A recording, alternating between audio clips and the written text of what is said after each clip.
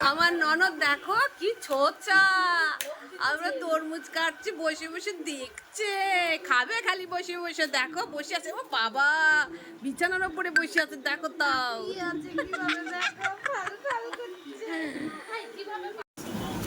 তরমুজ কিভাবে কাটতে হয় এখানে দেখে নাও। দেখুন বন্ধুরা কিভাবে তরমুজ কাটতে হয় শিখে নিন। আপনারা পারেন কাটতে?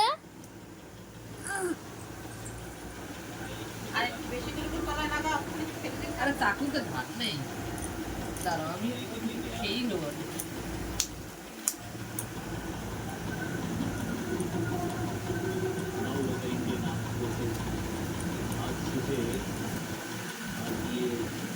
सेना ने ऑपरेशन सिंदूर को